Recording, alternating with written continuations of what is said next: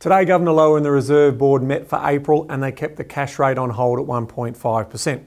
No surprises there, as both the Reserve Governor and the Board are flagging to industry and business that they're in no rush to move the rates higher anytime soon.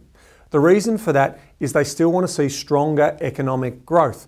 They want to see more pressure on wages. So we did see the unemployment rate for February at around 5.6%. So slightly higher than the previous recording, which was 5.5%. We created 17,500 jobs in the month. And what's important to understand here is why did that margin go up by 0.1? The reason is the participation rate. So what we have seen is more people looking to be employed. And where we're seeing that is in women aged 25 to 44 and also older men. Now, what's that an indication of? That's an indication of, obviously, we're starting to bring that capacity up, and the Reserve Board and the Governor are pretty happy about that, because that's basically lifting that participation rate means that, more and more people are actively looking. So there's a bit of confidence out there around that. Now, what we hope that will do is flow on to, obviously, even more jobs creations, lower unemployment rate, and then ultimately some pressure on wages, which is what we need. Now, over in the US, in the month, we saw the new Federal Reserve, changing hands from Janet Yellen over to Jerome H. Powell. So in his first meeting, they basically increased, as widely expected, their cash rate, and they moved their rate to 1.75. Now, it's the sixth rate rise since their ridiculously low levels, pre-GFC period. Now, we also heard him flag that there's going to be 2 more rate increases in the US. Now, that's obviously good for them. It's showing that their economy is moving. Now, their challenge is about getting the balance right between going too quickly or too slowly. You go too quickly and you slow down the economic growth story. You go too slowly and you potentially are too late, and inflation starts to cause real problems in the economy. So from their point of view, they're going to manage that out, but they're flagging to the market 2 further rate increases throughout 2018.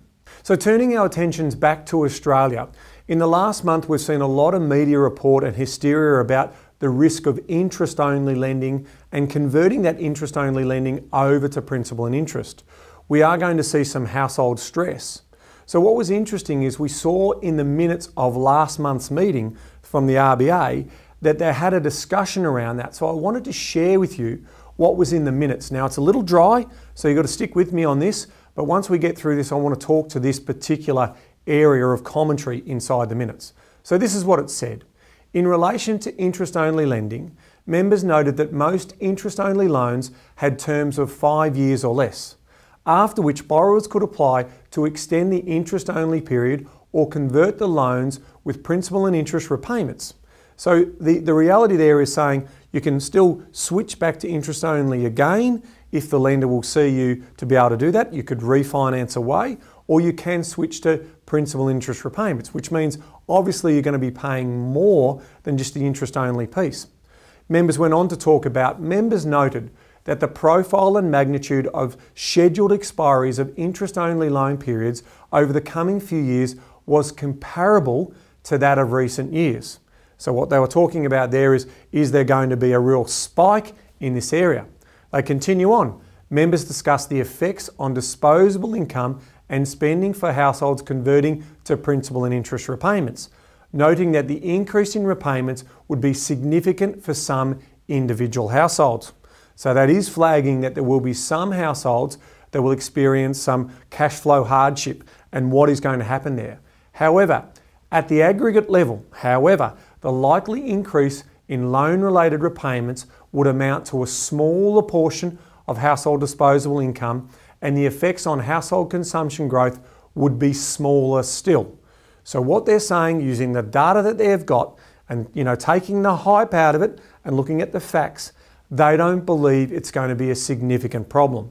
So we're seeing certain commentators in the market saying they think it could be a significant problem. The RBA has looked at the data.